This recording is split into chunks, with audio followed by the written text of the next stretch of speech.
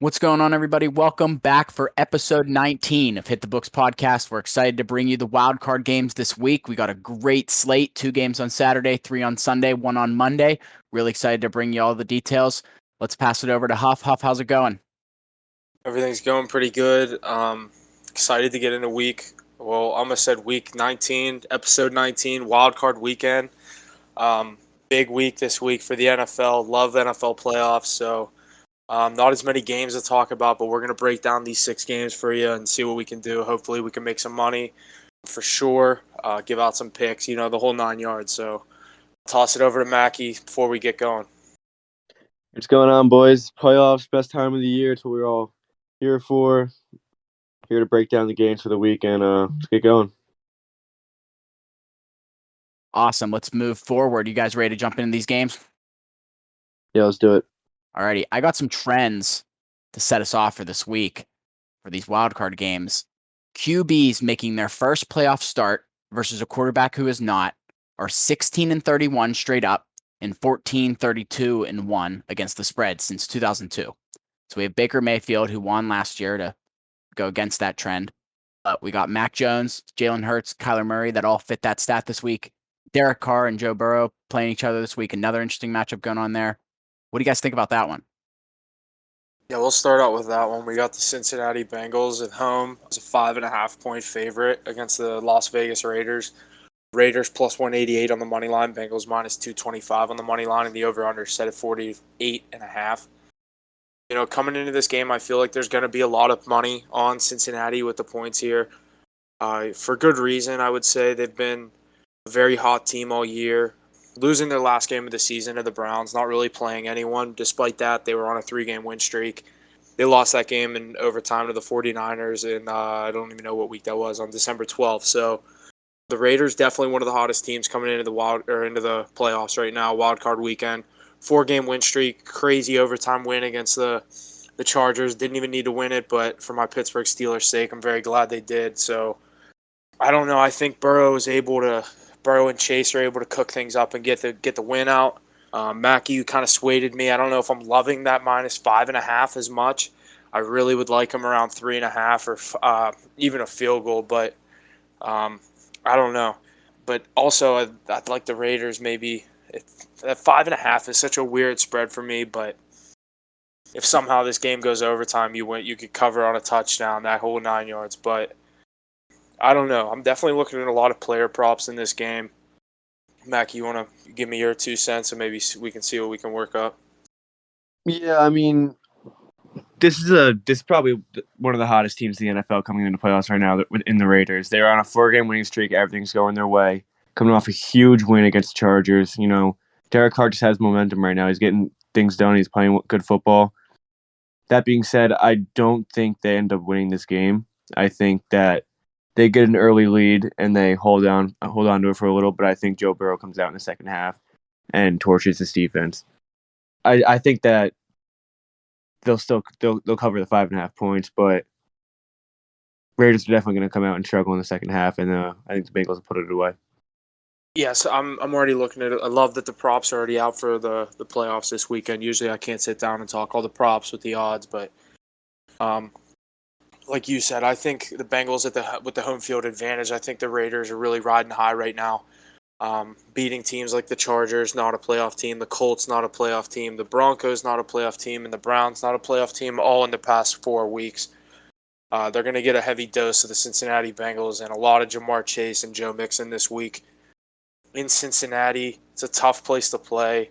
Shitty stadium, but a tough place to play. Those fans, they'll let you hear it for sure. So They're passionate. They haven't been here in a while. exactly. And last time we had Juju standing over Vontez Burfict. But so that being said, I do like the Bengals. I'm interested to see which way this line starts to move as the money goes, but I think a lot of people are going to have money on the Cincinnati spread here. Yeah, we'll probably see some line movement as well. I think the public's already on Bengals side. I think it's already moving that way. So I think we'll see some line movement here. Yeah, both of the spreads right now sitting at minus 110. far as the over-under goes, just for sake of conversation, I can see this over hitting. I actually think this will be a high-scoring game. Like you said, Raiders might come out and get an early lead. And the Raiders, they play a very simple defense, and for good quarterbacks like Joe Burrow, Jamar Chase at the receiver, I think they're able to exploit their kind of disadvantages on the defensive side of the ball. But that being said, they're still going to have to worry about the young pass rusher, Max Crosby, coming at Joe Burrow. But the Bengals, I've been shitting on their defense all year. The Raiders, this is a very offensive game with two average defenses. I really like over 48.5. I could see the Bengals winning this game about 31-24. So You just don't know what to expect. You got these two quarterbacks in their first playoff game. I mean, it's a whole different environment when you get into the playoffs. You don't know. I really don't know how Joe Burrow's gonna come out and play. I'm not really expecting much out of him in the first half. I just think it's gonna be slow. It's gonna be a lot for him. Pressure's gonna be harder, and the intensity is just a lot crazier in playoff games. Yeah, definitely, and for good reason. These teams wait all season. Some of them haven't been there in a couple years. For these two teams, Raiders not being there since 2016, and I'm not too sure the last time the Bengals made the playoffs. Might have been 2017. So definitely two fan bases that have been waiting to get back. Wild card weekend. The Bengals winning their division, that was big for them to get the home field advantage for the first playoff game. Yeah, give me Bengals. I'll take the points as far as 5.5. I am kind of talking myself into it with, my score prediction, things like that. But I do like this over as well. I don't know if I'm going to necessarily be picking this over, but I like that over 48.5. Yeah, I'm gonna go against you on that spread. I'm gonna take the Raiders plus 5.5, but Bengals outright winner. Great stuff there. I got some other trends for this game. Overall for the week, actually, I have another one. Unders are cashing at a 65% in wildcard games since 2010. And I think Vegas knows that with some of these games. I feel like some of them might be a little low. If we know it, they know it. Exactly. For this game, I have Bengals are 0-8 straight up, 0-7-1 against the spread in playoff games since January of 91. So obviously not making the playoffs very much.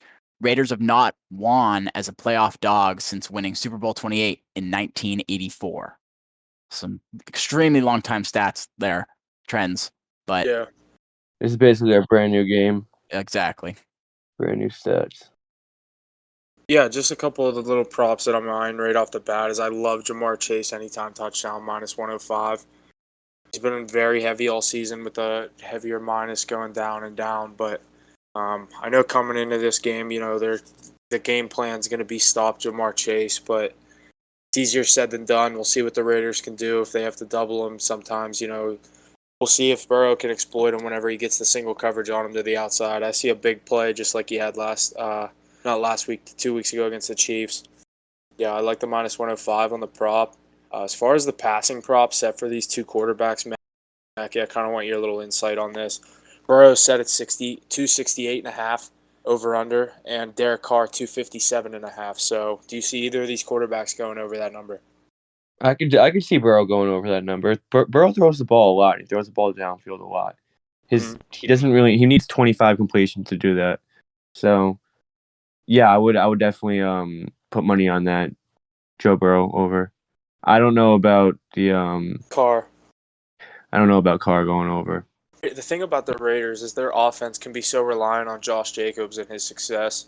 Last week, we obviously all liked the Raiders. You two put it on your card. I did not, but either way, it was a hit for all of us. So another play I had in that game was a Josh Jacobs anytime touchdown. I actually, weirdly enough, was trying to parlay Eckler and Jacobs anytime touchdown scores together. It was plus 200. I loved it, and for some reason, MGM wouldn't accept the bet, so I just ended up going with Jacobs solo. But obviously, we know Eckler got 2.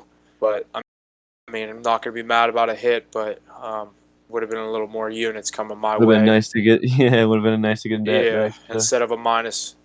I think I got him at minus 115 anytime, but still not going to complain. A couple other ones that I'm going to look at. Why don't we go right to the running backs? The rushing props are for Joe Mixon. It's going to be set at 74.5, and Josh Jacobs 60.5.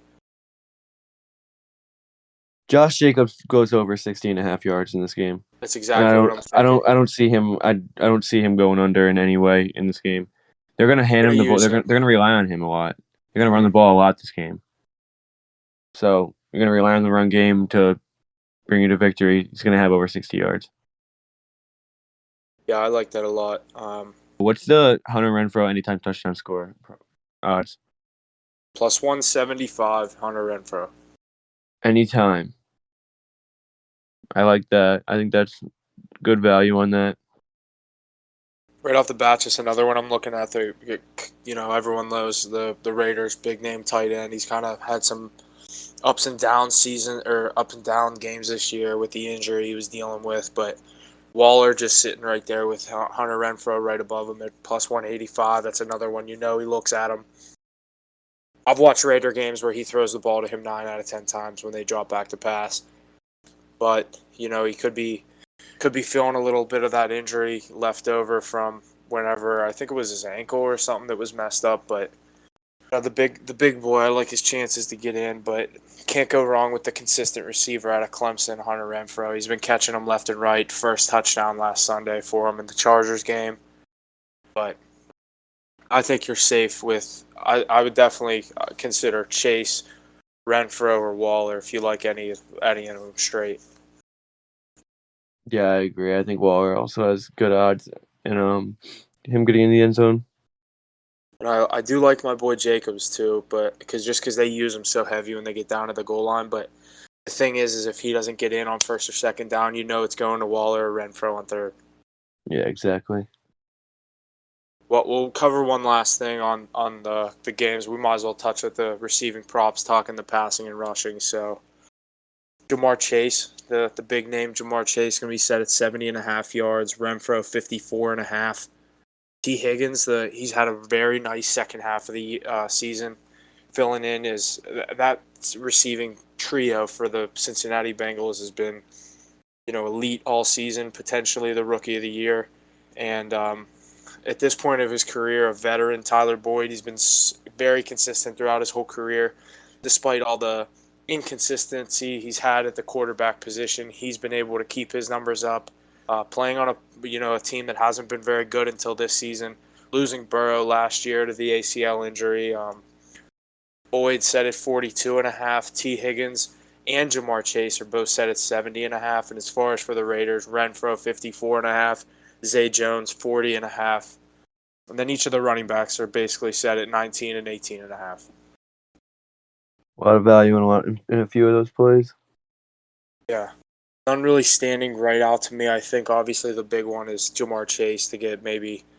I'm surprised he's not set around like 79, but I think if he goes over this, I don't think he goes just over. I think he gets like 100 yards or he has kind of a shitty day and the Raiders are able to figure him out. I think Ja'Marr Chase can definitely go well over 100 yards this game. Yeah. But, we'll see. Yeah, I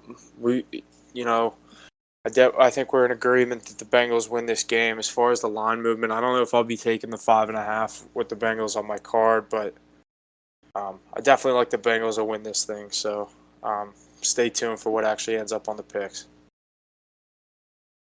Really looking forward to that game. It's going to be a great game.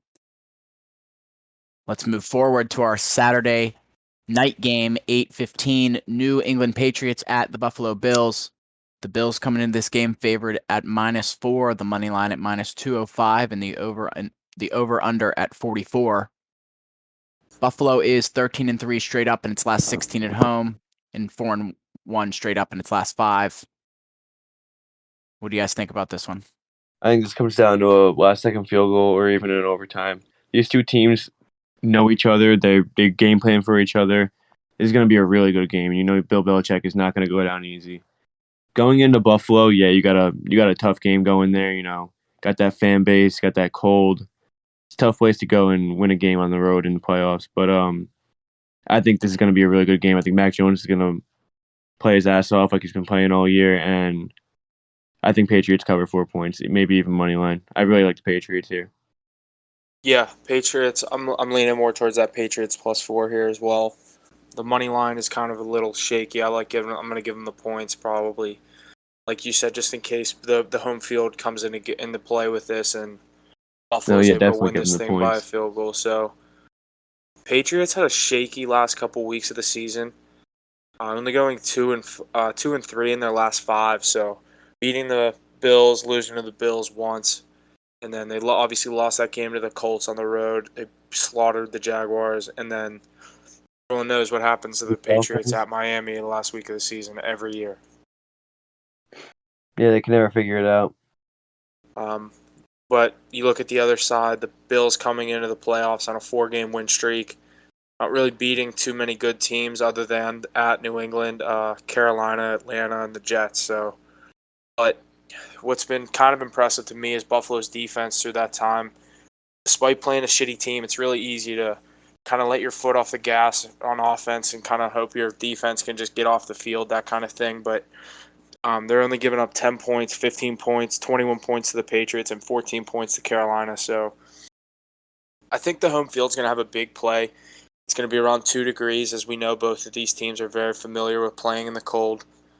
But, rookie quarterback in the playoffs, we'll have to see what he can do. He has the best coach in history behind him talking in his ear. So I think it's a little different situation than the previous game where we have the quarterbacks making their first playoff starts as more of a veteran in Derek Carr and a second-year player that got injured last year in Burrow. But could be interesting game for Mac Jones to see what he has to do here to get this win for the Patriots or even cover 4.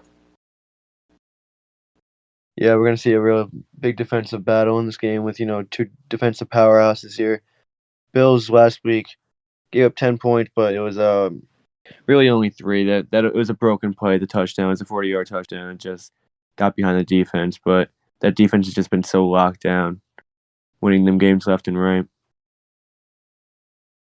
What's interesting to me about this game, looking at the touchdown score props, like you said, I think this could be a very low-scoring game as well.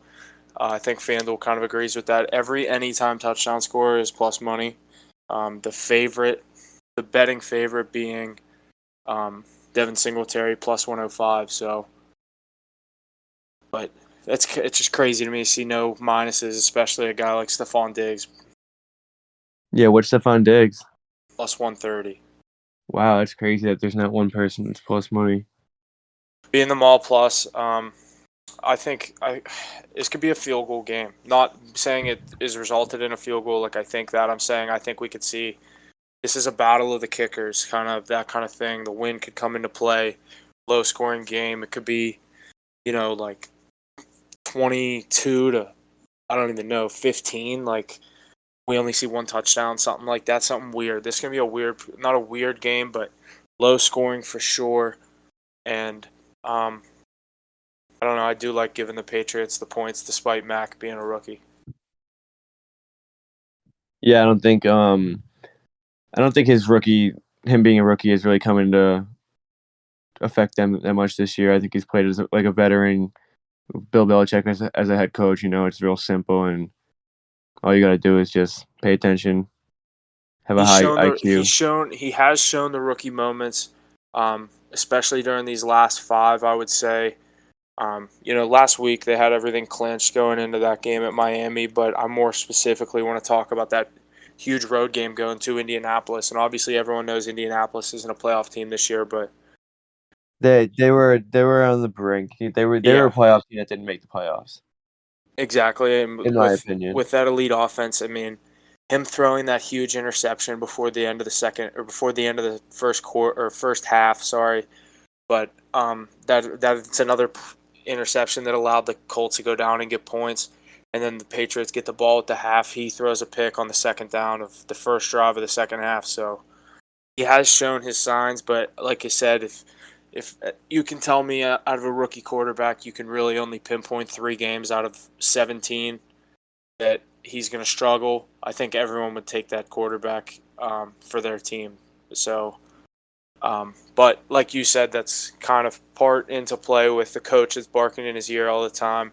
One of the best to ever do it, if not the best to ever do it. So, you know what he does in the playoffs, especially against a team that he gets to see twice a year. He knows Buffalo. He knows Josh Allen at this point, what he likes to do. So in this kind of game, if Buffalo wants to win this game, they have to. Josh Allen has to ball out. He has to have one of the best games of his career, with, like you said, the Patriots defense being so elite. Despite being such a gunslinging quarterback that likes to throw it all around the field, he's only set at 243.5 on the over/under for passing yards. Mac Jones being set at 204.5. I can see the Patriots running the ball a lot in this game to Damian Harris, Ramondre Stevenson, and Bolden. So that trio of running backs they have, there's definitely the one in Harris that like I always say, that Alabama connection between him and his quarterback. But like I said, if Josh Allen and the Bills want to win this thing, I think it is most dependent on Josh Allen's success early on in this game in the first half, early on in the second half. So, because if the Patriots get a lead by maybe a possession or maybe even 10 points, I don't see Buffalo really coming back and winning this thing. Yeah, I mean, like you said, the Mac Jones passing yards is like, what, 205.5? 204, yeah. I don't think he comes even close to that. I don't think he does either. I think Bill knows that the first game that they played, they won 14-10. Mac Jones was 2 for 3 passing for 19 yards. Yeah. And I think You Bill imagine Belichick taking the knows. under that day? Holy shit. Yeah, It'd be like, what was the final score? I It was had like, yeah, it was 14-10. super low score. It wasn't as crazy low scoring as it should have been for a stat line No, like that. it was 14-10. Yeah, like just like a normal, you know what I mean? It looked like a halftime score. Yeah. Uh-huh. So it's like I'm glad we can agree on that. That's kind of why I led into I see the Patriots running the ball with those three running backs, Stevenson down near the goal line as well as Harris, and they like to get the ball to Bolden on the occasional second down. So, I mean, this game is just going to come down to third down conversions and who can convert more. I mean, when you have a Patriots team like this, like going up against the Bills, it just comes down to if they convert on third down. And if Mac Jones can convert on third down, then the Patriots are going to win this game. yeah, Because it's going to be, you don't know how many 3rd and 4s, 3rd and 5s they're going to have, where either it's going to be a play action pass and Mac Jones has to either dump it off and make a nice pass, or he's going to have to like find a read option or something. But they're going to have to convert on third down to win this game. yeah, I could definitely agree with all that. So, as far as if you had to pick a favorite to anytime touchdown scorer for this game, who you like, and name the player, and I'll let you know their odds because it's more interesting that you don't see the number. So you might be saying that person's odds are way too high or way too low.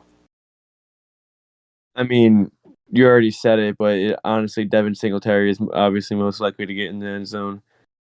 I don't know who else. One I like, I'll tell you, I won't tell you the odds, but I'm liking Dawson Knox for Josh Allen looks at him almost every play. A lot of Yeah, these if you got type, goal line, a little flip, like flipping the ball, flipping yeah, the ball. little 2 yards, little go catch and go or block and go for the tight end. I think there's value in Dawson Knox plus 240 anytime. That's not a bad pick. But like we said, it's tough. It's so tough to take like in this situation if we were to take the Patriots spread and then need Dawson Knox to score a touchdown. Yeah, I hate you're rooting kind of both ways. yeah, you're kind of betting against yourself there. At that point, Yeah. if only one hits, I'd rather Dawson Knox score a touchdown. Yeah, more value in it. Yeah, way more return, getting the 2.5 units back. I just think it's gonna be a real low scoring game. Just like the Yeah. first one's gonna be cold, maybe even snowing. Both running backs, both Singletary and Harris, rushing props. Singletary 59.5, Damian Harris 60.5. So a yard separating their totals. I could see both of these guys going. Not as much Singletary, but I can see Damian Harris going over 60.5. Yeah, he should definitely hit that over with how much they should be running the ball this game. The thing with the Bills is they really only run the ball when they need to. Like they have such a dominant quarterback when he wants to be, and when he's on his game that at 59.5, I could see it's like I always say, it's either going to be way under or just over. There's no way he crushes that over at like 80 to 100 yards. I think you're looking at maybe 65 yards for Singletary if he goes over, maybe even 60 to 65 just to make you sweat that 59.5. But if he goes under, I could see him only having like 40-something yards. Yeah, I could definitely see a slow game by him. I could also. He's I not a don't dominant have. running back in any sake of the word. You know what I mean? Like, Yeah, no, not at all. He's like get 3 yards or he's a. He's more of like a catching run. He screens and shit. yeah, especially with a quarterback you got that can get you the ball out of the backfield. He likes those little the wheel route and like we Yeah, said, the screen. So I don't expect a big game from Singletary on the ground, but as far as Damian Harris, I like that 60.5 going over. Thing that's tough with the Patriots, like I said, they use Stevenson, they use Boston or Bolden, but it's just really any of those guys can go down, maybe roll an ankle, and you might not see him the rest of the game. yeah. You never know. Just tough taking a prop on a team that has such a plethora of running backs they can put in. And I'm not saying Harris is elite, but like I keep saying, now that connection, you just feel like he gets the ball a lot more than um, the other guys. I Stevenson, think he's clearly the number one back on that team. yeah, He for gets the sure. most But touches, best situation. When Stevenson gets down near the goal line, they love to go to him. Just the extra weight on him, the bigger backs, a little hard to tackle. We see that with Yeah, AJ Dillon up in Green Bay. It's just not as skilled of a player, obviously, with Stevenson, but that's no knock to him. He's had his success this season, but we saw what he could do after Damian Harris broke that long run in that Patriots-Bills game. People forget Damian Harris didn't play much in that game. I think he left the game in the first quarter, and it really came down to Stevenson. He was the one that ran the ball 29 times in a row or whatever it was, so it was him and Bolden going back and forth, so showing that he's able to get it done and able to still get the win. yeah. This Patriots team has a lot of confidence in their running backs with all three of them. Yeah, for sure. They have to with that playbook. But I think we're both in agreement on the Patriots +4. If you like them, take the money line, but I'm giving them the points. And as far as the over/under on the 44, it's a tough over/under, but for sake of the conversation, I'm going to go under. It's nice when we agree. It is. You like to, what do you think on the over/under just for a pick, not necessarily to Yeah, take, I but mean, I'm definitely not rooting for points here. I don't think I'd definitely go under, but I'm probably not going to touch it. I don't like touching over unders. yeah, especially in playoffs. You Anything's never know what kind you're of going to get, especially in exactly playoffs. rookie quarterback. But I do like if you're a over under guy, I'd lean more towards this under. I think this could be a very defensive battle with a lot of running the ball and the clock moving. Yeah, maybe a 3-0 score at half. Yeah, you never know. I think Patriots +4 is solid. Not a bad pick at all. I'm excited to see what Mac Jones and Josh Allen can do. But I kind of agree, Mackie. I think it's going to be a low-scoring game. Tough for these two quarterbacks to get points. I think it's going to be a kicker's game, like you said. Good stuff. Moving forward, we have the first Sunday 1 o'clock game, the Philadelphia Eagles at the Tampa Bay Buccaneers. The Buccaneers coming in favored at -8.5. The money line at -370, and the over/under at 46. The Eagles are 3-14 straight up in their last 17 games when playing as the underdog. 5-1 against the spread in their past 6 playoff games. The Bucs are 10-2 against the spread in their last 12 at home, and have won 7 straight in January. Yeah, I think it's obvious what the clear pick should be here. But you never know with Tom Brady going against Philadelphia. We know how that worked out in 2018. So it's also the playoffs. Weirder things have happened. What do you think here, Huff? I think, like we said, a lot of the money being on Cincinnati. I think back to the last game, something we didn't say about the last game. I think a lot of people are going to have a lot of money on the Bills, and I could see this line going deeper for Buffalo, as well as this game. It's already looking like we're going to see a -9 in the next couple days for the Bucs, but no one thought Philly would be here. So who's to say they can't? They're, like we always say, they're professional athletes too. This game being in Tampa Bay definitely helps Tampa Bay. I think I saw they're getting Levante David back. That's a huge boost for this defense going into the playoffs.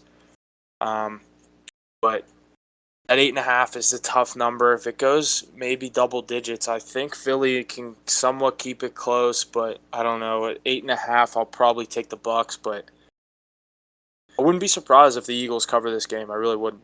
They're not going to win the game, but I wouldn't be surprised if they cover it. Yeah, I feel like the Eagles can definitely backdoor get like a touchdown with like a minute left and A deep lose shot this touchdown game. that doesn't matter.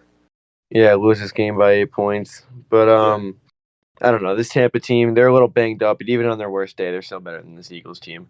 You got Tom Brady, you got Gronk, you got Leonard Fournette's back, isn't he?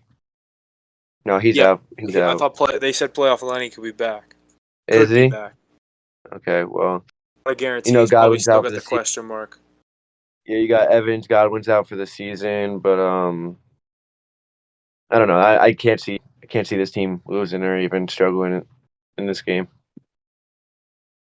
Yeah, I mean, Mackie, I went back and listened to our first episode this year, and you had a take on Jalen Hurts. You said you have faith in him at the beginning of the year, so I'll give you props for that. Week 1, you didn't. I don't know if you said they were going to make the playoffs, but you definitely said you had faith in Jalen Hurts. And coming into this game where your back's against the wall, you're going up against the defending Super Bowl champions. If they can get any sort of a lead, I'm not going to say the Bucs have no chance of coming out and covering this game, but we've seen what the Buccaneers have done the past couple weeks in the first half, kind of playing very lackadaisical offensively and the defense giving up early points. But as far as the spread, it's a tough number. I'm leaning more towards Bucks, maybe in a parlay kind of thing, money line. Just that 370 has no value straight up. But another thing I like is I think this game's a high scoring game, over 46. So not necessarily a pick, but more for the conversation side of things. I think the Eagles are able to get around 17 points and see what the Bucs can do with the rest of it, maybe around 30. And I know that means the Bucs would cover, but I think the Eagles are able to get around 17 to 21 points. Yeah, I really don't think the Eagles have a tough time scoring this game. I don't think that's the problem. I think the problem is this Eagles defense The and Eagles how defense stopped much pressure this Tom Brady's gonna give them.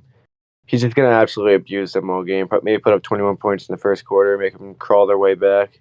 Yeah. But Big thing yeah, coming into this game is really that Miles Sanders, the injury he's been dealing with the past couple weeks, huge part of that Eagles offense. I mean, everyone knows the Heisman out at wide receiver, number 6, Devontae Smith, and obviously Jalen Hurts at quarterback. But they're dealing with their fair share of injuries. You know, coming into playoffs, if guys are 70%, you expect them to play, at least give it a shot. And but not Antonio Brown.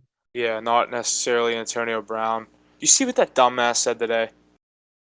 Didn't you say like that was That was unprofessional and uncalled for. Shut your mouth. I hate that guy. Dude, he needs to just shut up. The thing is everyone keeps giving him keeps publicizing what he's saying. Like, just stop. Well, yeah, he's making money off of it. Did you watch the stop. Did you watch the full Send pod about him?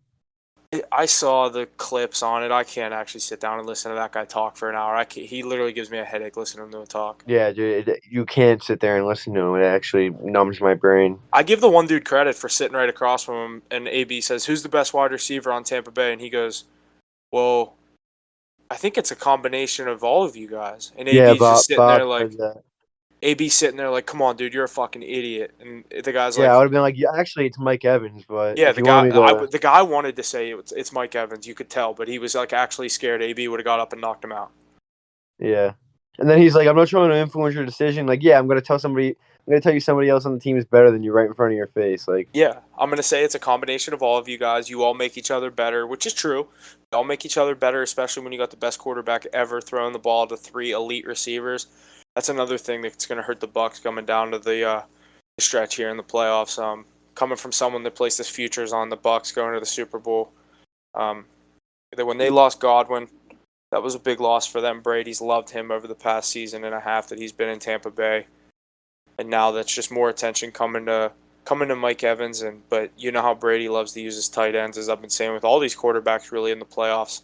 You got to think that there's maybe a little correlation with that. Elite tight ends maybe really help your team win in both the blocking aspect up on the offensive line as well as in the receiving game, giving you an extra option. But the Bucs having Gronkowski and Brate and is OJ Howard back yet?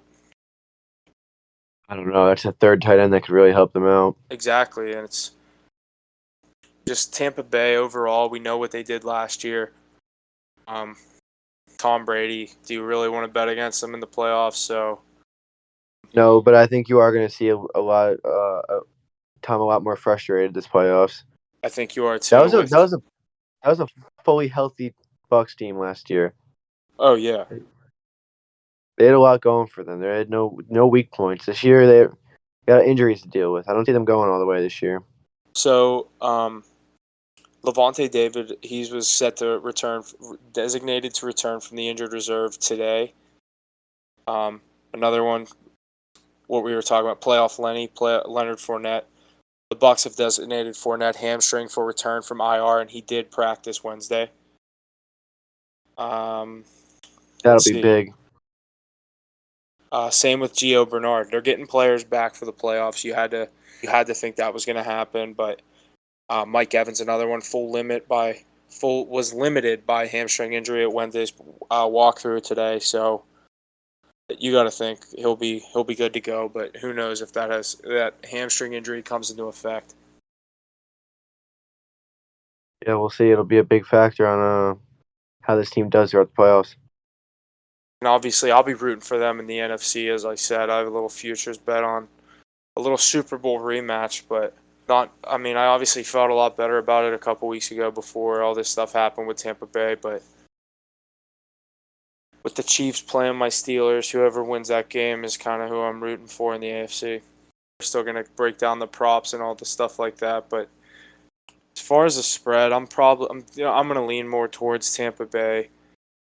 But this is prime teaser opportunity for me. Get the Bucks around a 4-point favorite. Tough spread. Really only going to move at 4.5 points. Get them at 4. Be 5.5. Win by a field goal. So, but I definitely want to look at the touchdown score props. As far as for this game, the passing, receiving, rushing props are not out yet. But I am going to be able to get us the touchdown scores, whether it be first or any time. So the favorite, playoff Lenny, minus 135. FanDuel thinks he's playing and getting in the end zone, so I can see that happening. Another one, he's done it before in the playoffs. Rob Gronkowski plus 120 to get in the end zone anytime. I do like that. What was Mike Evans again? Mike Evans is sitting right in the middle. He's the second favorite, plus 105. I think Mike Evans definitely finds his way into the end zone. I think he even maybe gets two. I was gonna say that's the thing is I could see the Bucks either scoring maybe 3-4 touchdowns, one on the ground from Fournette, 3 I could see a hat trick for Brady in the air, Evans, Gronk, and maybe he loves a random receiver like Brashad Perriman in the end zone, Cameron Brate. Where's he at? Scotty Miller plus 500 anytime. He loves those guys getting in the end zone. And you got to think that's because everyone's double covering Evans and Gronk. So Brady's not scared to get the ball to these other guys. Not necessarily thinking I'd take it, but another interesting one is Tampa Bay defense. I know they're injured, but you got to think maybe at some point they could get a turnover in this game. But the plus 380 is tough on an any time for a defense. You like to see them sitting in the 400s or higher. Yeah, it's a little low for a defense. I definitely don't like the odds on that. If the defense had Scotty Miller's odds, I'd be saying that's worth a little play. The 500, but I don't know if FanDuel is obviously not thinking O.J. Howard has much of a chance in this game. The highest odds is to get in the end zone at plus 1100. Back to what we were saying, if he's back, so it's looking like he's back, but will he get in the end zone? So it's tough. Yeah, he's definitely not playing then. Tom Brady plus 550 anytime. Any value? Get out of here. Little QB sneak action. Has he ever done a QB sneak? I know he has, but it's he like probably Ben, has that game against the Titans when Ben had the rushing touchdown. It wasn't even a rushing touchdown. He just fell forward. He's 6'6", and he just fell forward twice. Dude, I've never seen him do a QB sneak that.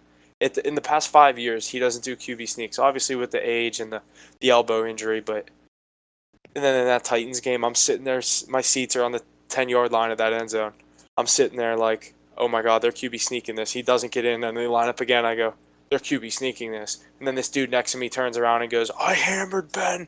First team touchdown. I go, no, you didn't. He shows me a bet slip. Plus 3,000 Ben first team touchdown score. I was like, are you fucking kidding me? Fucking insane. Quick $3,000 there for that guy. I was like, fucking rights, dude. Good hit, but Imagine. yeah, seriously. I'm not like that. I can't do that. Yeah, it's just like you have to be willing to just light that $100 on fire. Yeah, basically. You know, like I said, the passing and all those props aren't out yet, but we can look at the first half spread for this game. Do we think the Bucks might be up by more than a touchdown at half? A -5.5 first half spread for the Bucks, sitting at +100. Oh, I love that. I do too. -5.5. I think they can get out to a real early start. I think it could be 10, 13 nothing, 13-3 at half, maybe a little higher, 17-10. You know what I mean? Yeah, definitely. That's I definitely do. 5.5 point. Yeah. What's really weird is FanDuel has 2 listings for the first half spread. One is Bucks -5.5 +100, and the other one is Bucks -5.5 -110. You gotta shop smart here. See, you do your shopping around the sports books, you'll find some shit. What's funny is the one first half spread is first spelled out, then the other one is like a 1 ST half spread. It literally means the same thing. Both are the same spread, different odds. Weird. Someone's not doing their job right down there at the headquarters. I like that first half though. It's just tough, but I don't see the Eagles necessarily starting hot. I see it more of a comeback, and they could maybe backdoor cover that original spread of 8.5 or 9. Yeah, I definitely like that first half -5.5. I really think there's a lot of value in that play. I think the Bucks get off to a real quick start. Tom Brady's wants to just get it over with, not even make it a nail biter. Yeah. So first half, I was gonna say maybe up by 13. since we can't since there's no player or passing, receiving, or rushing props, just for sake of a conversation, do you have anyone that you love for the first touchdown? Not necessarily that you take, but anyone you want to know their odds or anything like that?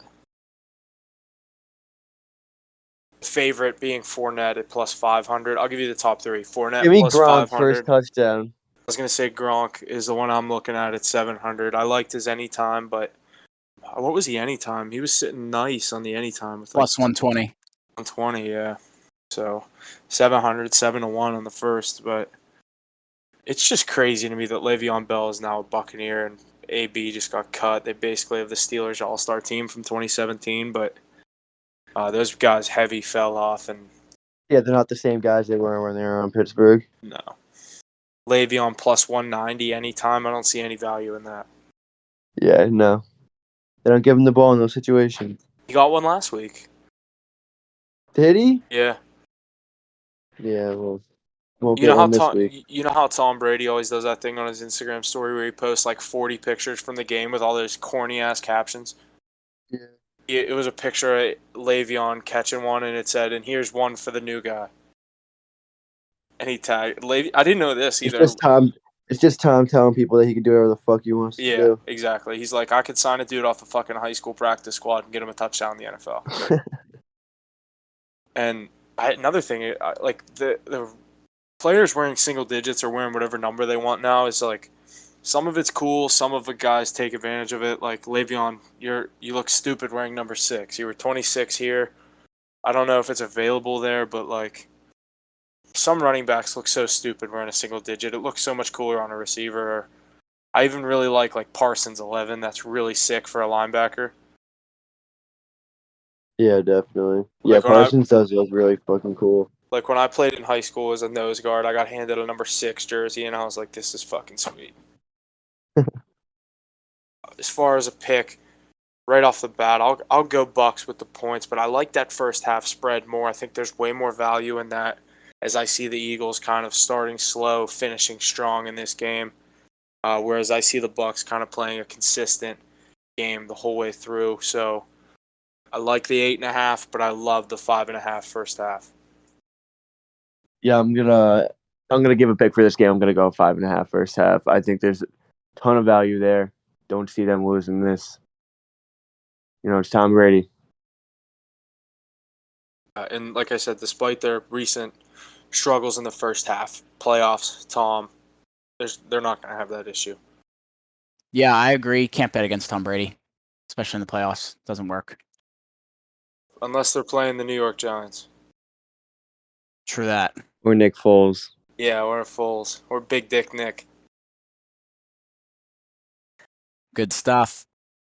Next, we have the Sunday 4:30 game. We have the San Francisco 49ers at the Dallas Cowboys. Got the Cowboys coming into this game favored it at -3, the money line at -166, and the over-under at 51. Cowboys are 3-10 against the spread in their past 13 playoff games.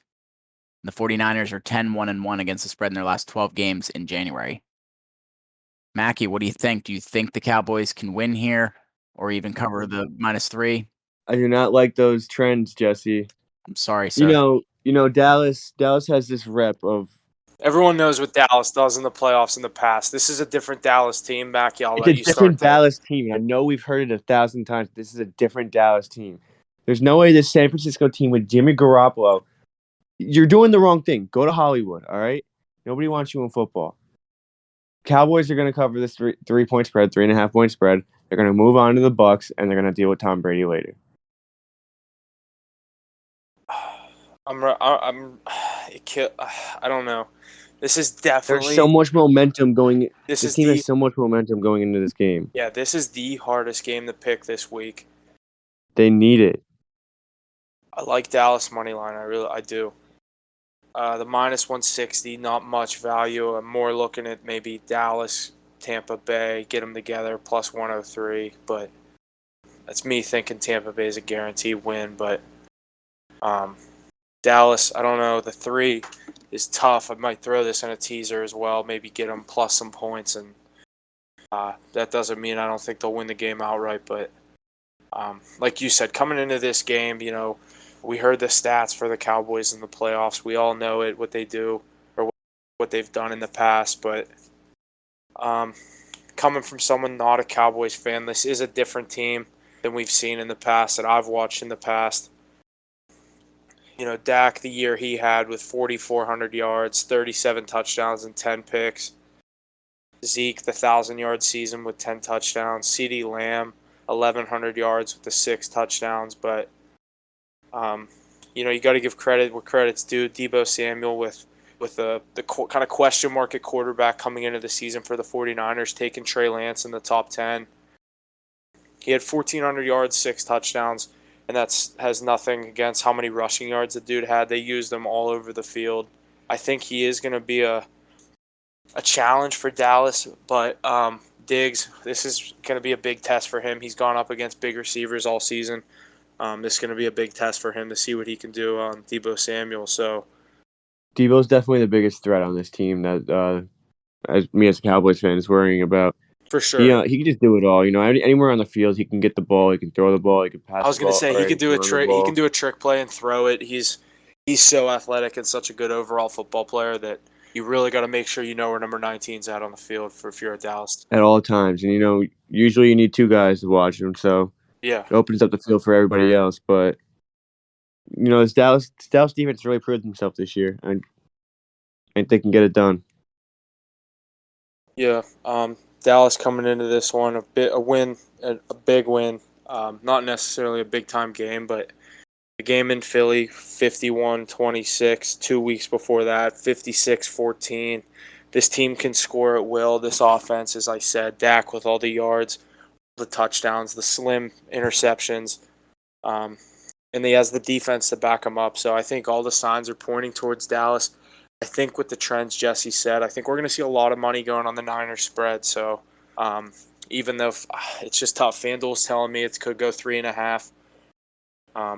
I do think a lot of people are going to be on the 49ers +3 though, and I can see Garoppolo struggling in this game, but like we said, Debo is going to be the determining factor for if the 49ers have success in this game or not. Yeah, I think San Francisco puts up a good fight here. I think this is a good matchup. I like these two teams playing against each other. They didn't see each other in the regular season. You know, two good defenses. But I don't know. I just think Dallas matches up really well against this team, and they're at home. Cards are in their favor. I like them to get it done here. They've been in this position before. They've been favorites coming into playoff games with, everyone. I mean, you're a Cowboys fan, and I've even said it multiple times throughout our podcast in this season. So I think Dallas is a different team this year. They have a shot at it, and they're going to have a big test this wild card weekend on their home field. So we'll have to see what they can do. As far as the touchdown score props, it's coming in as Zeke, the favorite, minus 135.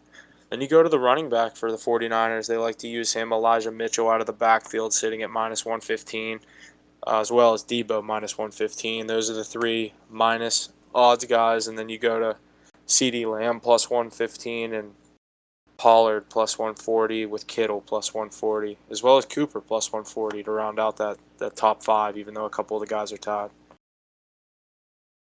Yeah, I think there's a good value in players like CeeDee Lamb. You know, chances are CeeDee Lamb's going to get into the end zone in this game.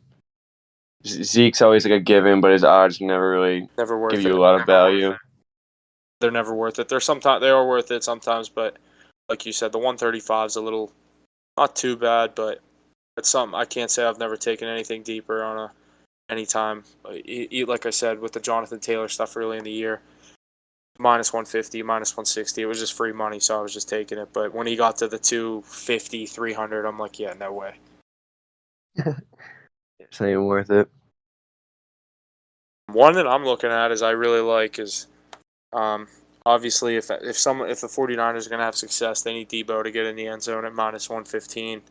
Another one, Kittle. Garoppolo looks for him, the dominant tight end over these past couple years. Even when the question was in the air, Kittle or Kelsey, I was always on Kelsey, and I don't think the quarterback necessarily, it helps a lot, but true tight end skill, I think Kelsey has it all, but that's no knock against George Kittle. He's had some injuries throughout his career, and definitely we know who his quarterback is versus who's is Kelsey. So, but Kittle sitting at plus 140 on the anytime. I think there's some value in Kittle to get in the end zone, but like I said, someone that likes Dallas in this game, I don't know if I'll be taking a 49er anytime touchdown. Yeah, especially in a game like this, that could be pretty low scoring. I wouldn't throw my money on any Niners player, but Kittle definitely probably has the best value on that team besides Debo, but Debo's minus odds. So Exactly. You like to see the plus on props for stuff like this to get in the end zone. The first half spread for this game, since we don't have what's it called, all the other props, the fun props, we got Cowboys minus 1.5 first half spread, minus 120. minus 1.5. Yeah. I could see that happening. What's the money line on that? First half three-way or just first half money line? Just money line. First half money line is minus 166, the same as the full game money line, which is weird. And the first half three-way is minus 145, so you're almost better off just taking the money line and not chancing the tie. Yeah, definitely. Especially when the odds are a minus 21 difference. Just give me the normal money line in the first half. I don't see really any situation where the 49ers lead in this game. I do think it could be close. I like Dallas to win this thing.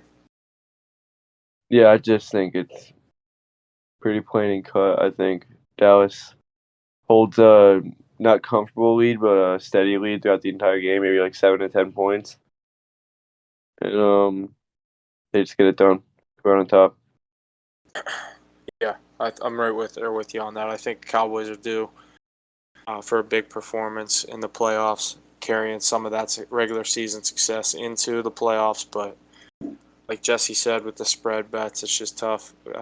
with their recent history in the playoffs. But I'm going to say it again. It's a different Cowboys team. And I just think a lot of people are going to be on the 49ers for some reason with the success they had. Everyone loves that fade the Cowboys thing. I don't know. I like Cowboys here. Kind of agree with you guys there. Cowboys, I think, is the smart move to go. Not a lot of value at 166, like you guys said. Maybe -3 is the way to go. Very excited for this next one. Got a lot of stuff to talk about. The Pittsburgh Steelers at the Kansas City Chiefs. Got the Chiefs coming in this game, favored it at -12.5. Money line at -770 and the over-under at 46. So the line opened at 12.5. This is the highest spread in a wild card game ever. Chicago and New Orleans closed at 11 last year. Steelers are 7-2 straight up in their last 9 conference games. Steelers are 19-7-1 against the spread in their last 27 games as the underdog. And Kansas City is 5-0 straight up in its last 5 at home. So I found this really interesting analysis of the Steelers. Thought I'd read it. The rest of the AFC has a chance to put away the zombie Steelers, but they have all failed. And so the godless monster ambles on and roaming the postseason countryside in search of a new host to feed upon. Will it be the Chiefs who send the Walking Dead to a final resting place? Logically, yes. Kansas City is more equipped to handle this task, but many of us thought about the Ravens, Titans, and Browns. The Steelers are the creeping dread of the AFC playoff bracket, an uninvited guest whom no one knows quite how to get rid of. Couldn't explain it better myself. Actually have another stat for this game. All right, so it's kind of a reach, but in the last 25 years, teams that made the playoffs that had a negative plus-minus differential are 5-0 straight up and 5-0 against the spread in the wild card game, and Steelers fall in that category. Yeah, and we had that conversation this morning where the Steelers, what did I say, plus 500 on the money line? I think it was 500 this morning. The spread didn't change, but the money line now going to 530. The Steelers, just to go with your stat that you just said. But coming from a Steelers fan, there's a lot of ifs going into this game. First thing is you got to look at the game, the way the Steelers played that last game in Kansas City the day after Christmas. But since then, they've really found their ground, beating teams like a tough Cleveland Browns team, despite their struggles this year. That was a tough game for the Steelers, and actually their only win of the season by more than one possession. So that was a big game for Ben, his last home game. Everyone kind of thought the Steelers should win that thing, and rightfully so. We saw the crazy line shift. Me and Jesse got him at plus 3.5. It ended up being Steelers -3, covering both, obviously, but a lot of ifs coming into this game. I think all these questionable players will play. We saw an injured Najee Harris last week with the elbow. He actually did not practice today. You got to think that's just rest for this young running back that's going to have a heavy workload this Sunday night. Another thing, Ben Roethlisberger is questionable for this game. There's no way he misses this game, so not too worried about him. So, but other than that, the Steelers are a pretty healthy team through and through. Not too many COVID issues. James Washington's out of this game with COVID. He's really the only one that I'm seeing as far as on the COVID protocol. But Arthur Millette, not a lot of people know him. He's been a fill-in player for the Steelers in the past and kind of getting a starting role this year at corner. He's going to be questionable for this game. Tomlin said today that he's in the concussion protocol, so it's looking like even though he has the question mark next to his name, we could see him, we could not. I'm not saying it's a huge loss for the Steelers. It's kind of a next man up mentality, as it's always been for the Pittsburgh Steelers defense. Just kind of playing the Steelers way of defense and hitting hard, getting the ball on the ground and getting turnovers. But going into Kansas City, everyone knows what the Chiefs have done in the past couple of years, going to the Super Bowl last year, winning it the year before. A lot of things riding in the Chief favor coming into this game. Mahomes, the big season, despite the early struggles and finishing the year 12-5 as I expected them to, despite the early struggles. Mahomes with 4,800 yards, 37 touchdowns, and 13 picks. Just to give a stat comparison, that old Cowboy Big Ben, 3,700 yards, 22 touchdowns, and 10 picks. Everyone said he's done, but he's still putting up the numbers and the ratio. As he gets older, we've turned into a more run-heavy offense, and that's, due to the young running back that we took in the first round, getting 307 carries, 1,200 yards, 7 touchdowns, and the most impressive stat is he didn't fumble the ball once this year. So a lot of the things pointing in the Chiefs' favor. As a Steelers fan, it seems like things are riding. The refs are riding the Steelers right now. They wanted us to get in, it looks like. I don't know how the Jags won that game. I know the Colts, it was Wentz, and Trevor Lawrence came to play that day, but it's looking like everything's pointing for the Steelers. I don't know if I can full unit the money line, but I love the 12.5 underdog spread. I really do. I think that's worst case scenario, Steelers lose this thing by 10. I 100% will not be betting on this game because no matter what I bet on Steelers games, I lose. So there's that, but I kind of disagree. I think that getting into the playoffs was Ben's Super Bowl and everything that led up to it, like that was Ben's Super Bowl. I think that field goal that the Raiders hit on Sunday night was. There's a reason they kicked it. I think that was the end of it. I think that was his Super Bowl. Vegas him getting called into the and said, "We need you to kick this field goal." There's two. Did you see how much money Vegas would have lost if that game tied? Yeah, it was like $1 billion. $1.1 billion. Yeah, actually insane. The house always wins.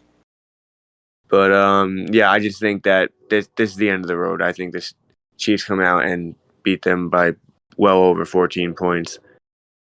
Then again, it is Big Ben, and he has done this to me 1,000 times, so I could be completely off here. But if I had to pick, Chiefs minus 12.5. But I'm not going to bet on this game. Yeah, and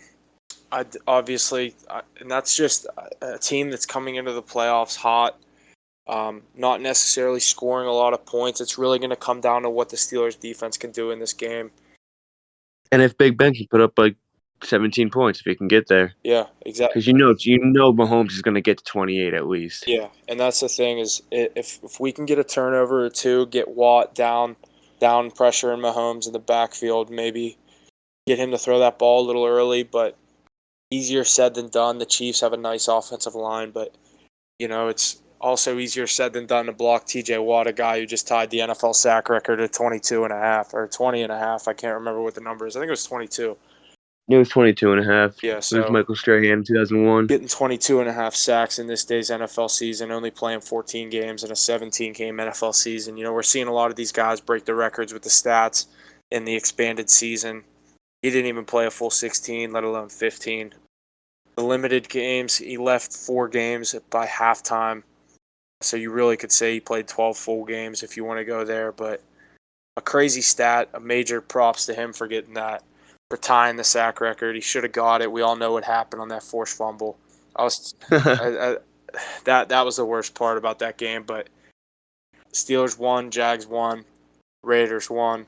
We're in the playoffs, so no one expected we'd be here right now. So you had a 2% chance going in to Sunday. Yeah, no one expected we'd be here talking Steelers Chiefs. And last game in this situation, Steelers going to Kansas City. I had Kansas City with the points. I didn't think there was any chance that the Steelers were covering that game. But I think in the playoffs, it's never been pretty for Ben. But as he said in his last interview after the Browns game, it's never been pretty. He finds a way to get it done. I don't know if he finds a way to get the win here. I think he ends his career. I hope not, but I think his career will end in Kansas City this Sunday night. Kills me to say it, but I hope he can get me one last cover. Yeah, we'll see. We'll see. As far as some of the props, we'll look at the touchdown scoring props. All Chiefs in the top 4 anytime. You got Tyreek Hill minus 155, a guy that Steelers struggled with last time. They've played him, but also Kelsey, he played in that game. Or who was out? I can't remember. Was it Kelsey or Hill? In what game? The Steelers-Chiefs game 3 weeks ago. Was it? One of them Oh, didn't play. I wouldn't even I know. think Kelsey played, Hill didn't. If I could be wrong, but now the big thing going into that game was who's going to guard Kelsey, who's going to guard Hill. I can't remember which one was in, but coming into this one, you got to deal with both of them. It's going to be the Steelers are going to have their hands full with this game in Arrowhead, one of the loudest stadiums to play in. But I've seen him do it before.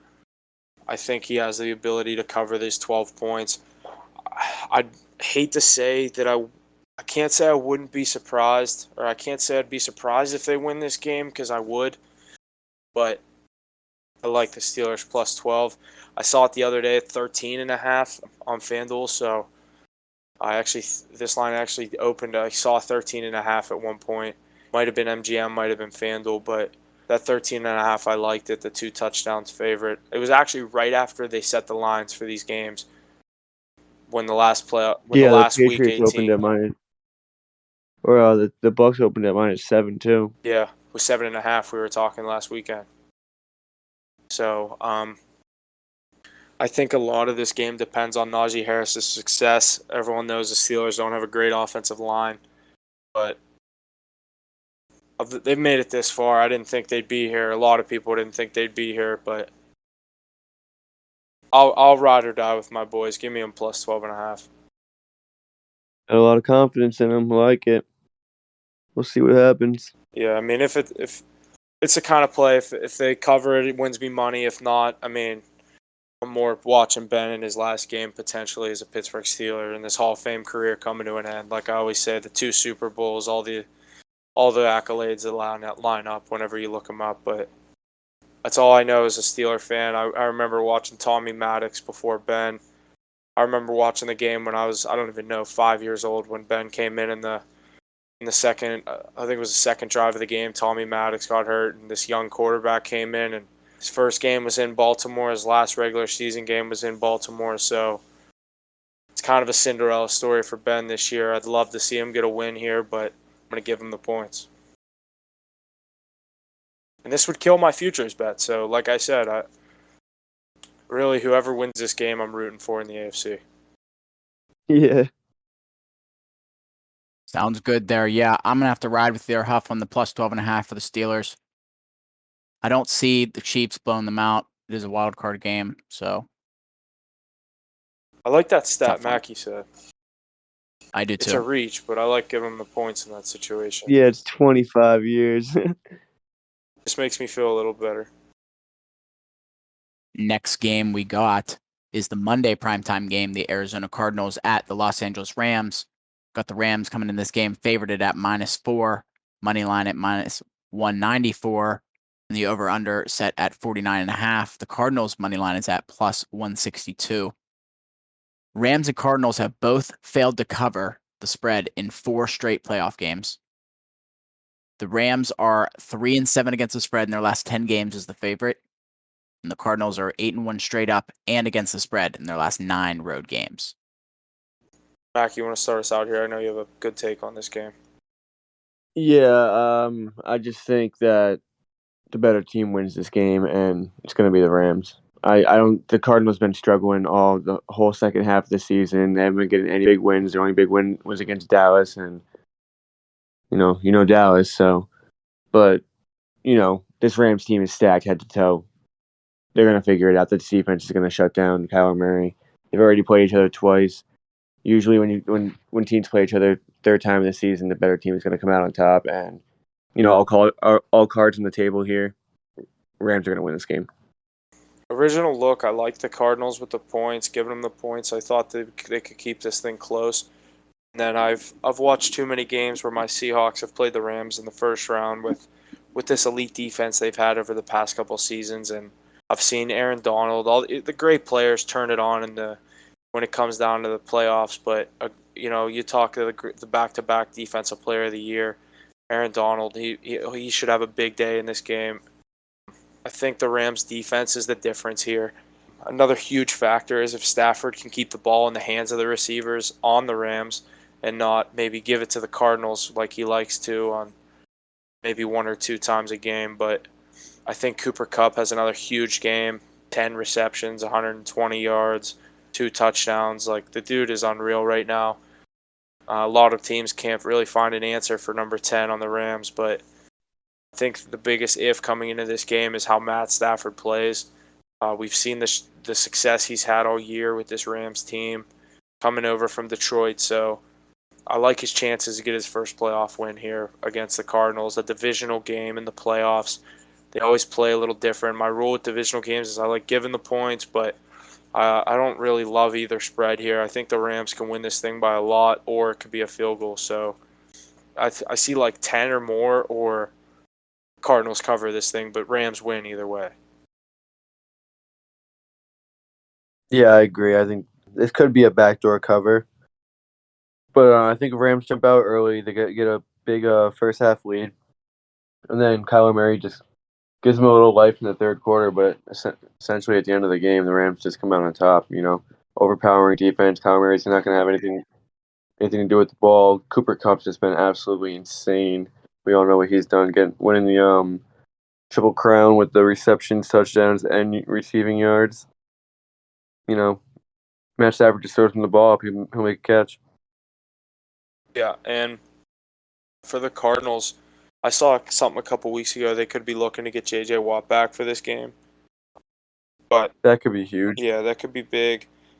They're hopeful that Watt could begin practicing tomorrow. So a lot of this stuff on this game could change if we see number 99 in the lineup for the Arizona Cardinals. So another one that's questionable. He had some success here, went to a Pro Bowl with the Steelers, and then went to the Cardinals and kind of found a second win for himself with a explosive offense with Kyler Murray and the rest of them with D-Hop. But James Conner, he's questionable for this game. He considers him day-to-day right now, saying that Wednesday that the running back will be tested at Thursday's practice. He has a rib and heel injury. Neither of those are good for a running back. You always think of the knees for receivers, and you never want to see a running back playing with an injured foot or let alone ribs, a guy that's he's going to get tackled if he gets the ball 15 times in that game, and any given tackle, he could stay down. Yeah, it's something you never really want to see, though, so. Yeah. But everyone else on the Cardinals, Hopkins could be ready to come off injured reserve if the Cardinals advance to the NFC Championship game. So, but it's considered unrealistic any time earlier than that. So, I think, like you said, all the signs are pointing towards the Rams. I don't love the spread. I think it's more maybe Dallas Rams money line. I like that little two-legger. Get that at plus 142. I really like that. There's a lot of value in that two-leg. Yeah, I like that. You get some player props here. Yeah, I was gonna say. Let me pull this up. It's annoying the Saturday games have the other props and stuff like that, but this one's actually gonna be a Monday Night Football playoff game for the first time ever. So, national television for this game. I mean, they're playoff games, so they're all gonna be on TV, but everyone's going to be watching this game, the last game, to determine who moves on to the divisional round. But anytime touchdown score, Cooper Kupp, the heavy favorite at minus 175. I predicted the big 10 catches, probably more than that, 100 yards, probably more than that, and 2 touchdowns. I don't know if he gets more than 2 touchdowns, but he's sitting at minus 175 anytime. The second place man is going to be the running back that came over from New England. That was a huge pickup for the Rams with the loss of Cam Akers, Sony Michel, plus 100. And then you got to look at Eno Benjamin, plus 125, Odell, plus 120, James Conner, plus 125 despite the injuries, and Akers is actually plus 195 in this game. I actually love James Conner at plus 125.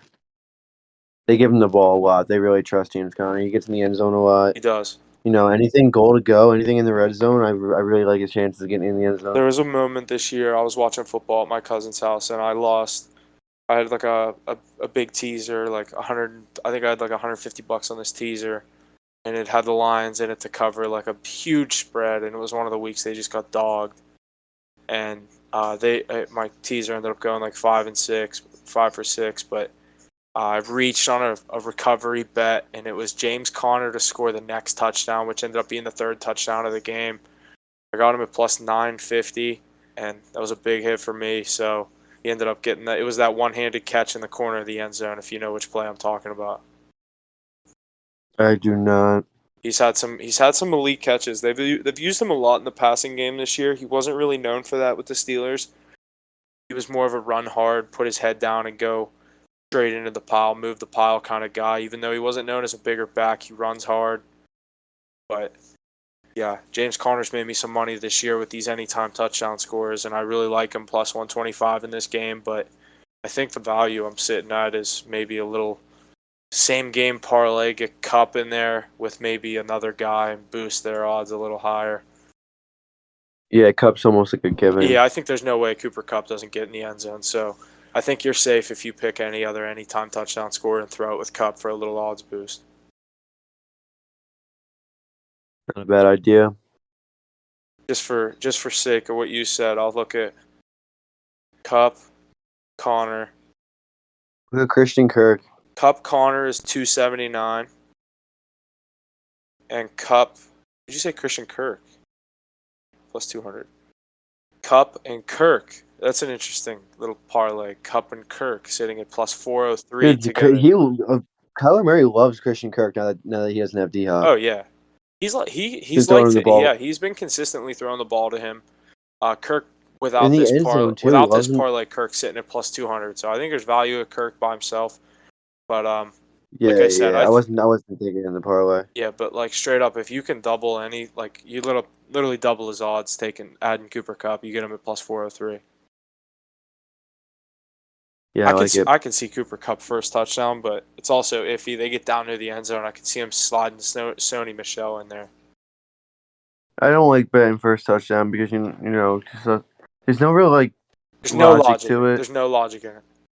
You could say there's logic to an any time, but like first touchdown, it's just like You're betting on who? be one given Yeah, play. you're betting on your team getting the ball first. I mean, usually the team that scores the first touchdown, they don't always get the ball first and always score on the first drive, but it's just I mean, it could be a kick return first play of the game, Uh-huh. and you lose right yeah. there. Obviously, unless you have the Arizona Rams special teams, but you know what I mean. Yeah. No one bets that first touchdown. It would have hit a couple times this year. Stafford against the Ravens threw the pick six, first touchdown to Ravens defense. The 1 week that I loved it and didn't do it was Dolphins first touchdown defense against Ian Book. It was like plus 800 and I didn't do it. It was so stupid. It was only 800. That was what scared me away. I was like, okay, they know something. It might have been 1,000. It might have been plus 1,000. I don't think I've ever seen a defense first touchdown under plus 1,000. Yeah, it's pretty insane. Cooper Kupp first Imagine touchdown Vegas. sitting at plus 500. I don't like betting first touchdowns, and I don't like betting defensive touchdowns. So Yeah. that would never be me. Yeah, that's more if you're just looking to have some fun on the game, maybe get lucky on something. If not, you can't expect those to hit, but if they do, it's obviously great return. You just got to pick your wins and losses, hopefully, but you can never expect the first touchdown to hit. You got to go into that saying this has maybe at best a 20% chance of actually happening. If it does, you get a big payout, but I can't say I don't do it. I've hit my fair share of first touchdowns. I've also lost my fair share of first touchdowns, so You got to be expecting to lose it. exactly. Like dude, when I see on Instagram that on like a Tuesday morning or a Monday morning, some dude that hit 4 first touchdowns in a parlay, it's plus like 66,000. I'm like, I don't even know what to say to that. I'm like, why? How do you wake up and decide that? Like, what? Yeah, What makes you do that? I did it the one time. Give me those picks. I did it the one time with a free bet. I had a free like $25 bet. I was like, all right, fuck it. I'm gonna try to win like $700, $800 off of this. So I did Mixon, someone else. I think it was a game. I think I did Pollard maybe, and someone else, and I fucking went 2 for 3. And the last one, the dude, I think he didn't even play in the game, or he played like a drive and got hurt. So it's like, you always take that chance. You know what I mean? But Yeah. it's the closest so I've much that ever can go wrong. gotten on a parlay for that. But yeah, like I said, like we said, you got to expect to lose those first touchdowns, but when they hit, they're nice. So another thing coming into this game, we'll talk that first half spread since we broke it down for all the other games that didn't have the passing and props like that. Rams, first half money line, non-three-way is minus 186. Cardinals plus 152.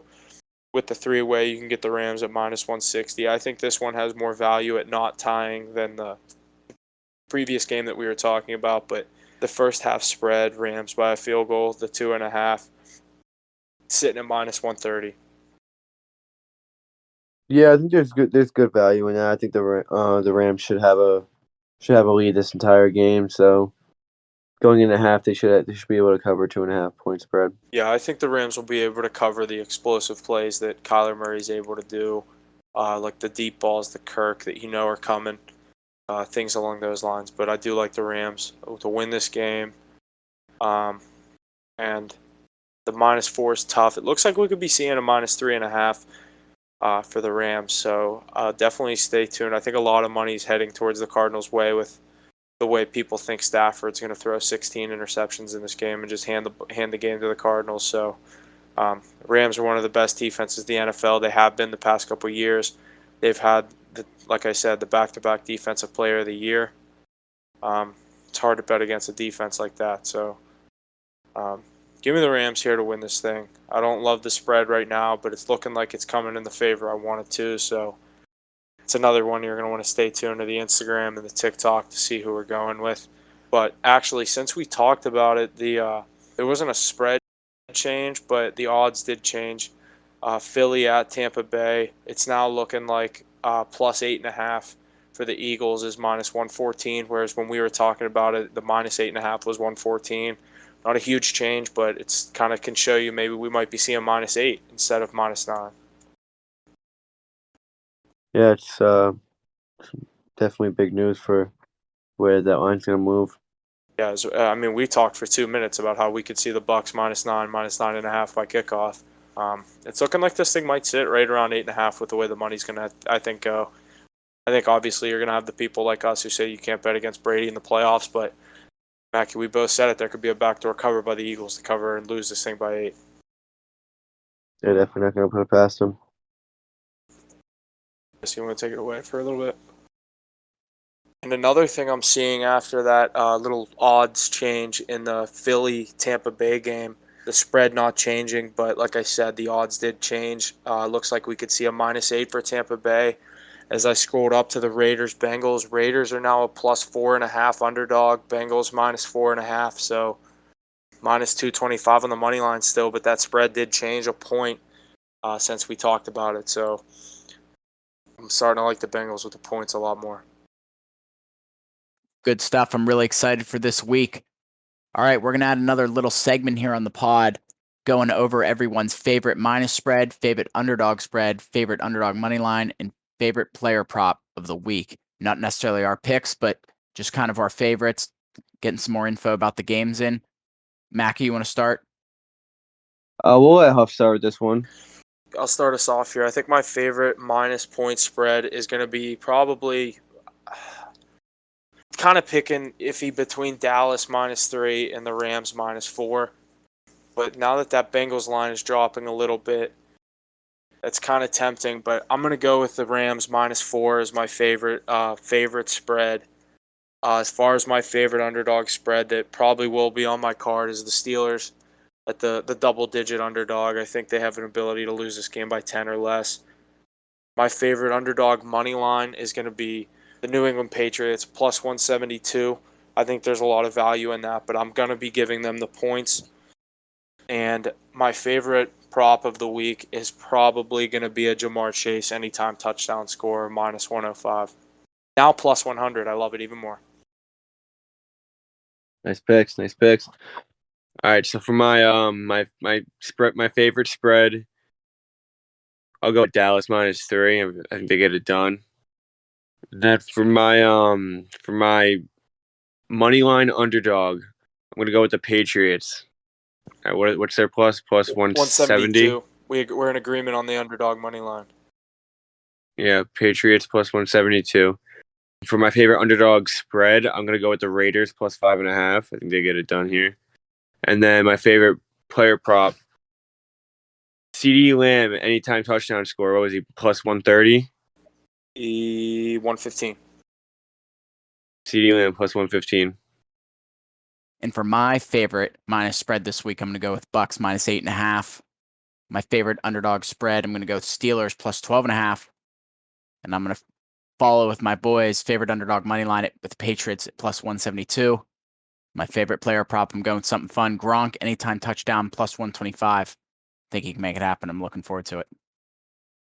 So, yeah, like we said, those aren't necessarily picks, just a little segment that we wanted to kind of introduce as we get into less games to talk about. I know we went way more into depth with each game, talking things like the player props in the first half spreads and things like that, but we'll keep track of these. These will not be against our records per anything, but unless obviously they end up on our card, but we'll keep track of this kind of stuff as we go move on to the end of the NFL playoffs. Just kind of something we wanted to introduce. But definitely stay tuned to the Instagram at the hitthebooks.pod. The TikTok, we're very active on the TikTok lately, kind of jumping on that for a lot of NHL plays, a lot of college basketball plays, maybe some NBA. We're definitely going to be doing the wild card weekend picks on TikTok as well. So you'll be seeing those on there. Get the follow on Twitter. We're on all social media, so give us a follow on everything. You'll be seeing the picks throughout whatever your favorite form of seeing them is, whether it be the TikTok, Twitter, or the Instagram. So definitely give us, the follow, show your support, but hopefully we can make you some money this weekend. Wild card weekend. It's going to be tough, but I think we made some good picks. Definitely had some good football talk this week. 6 games coming in, wild card weekend. Let's go. Let's make some money. I'm ready. Go, boys. Got a lot of good stuff planned for the playoffs and especially the Super Bowl. Even more coming after the NFL season. Really excited for it. Make sure you tune in, share with your friends, and always remember to hit the books. Thanks for coming. See you next week.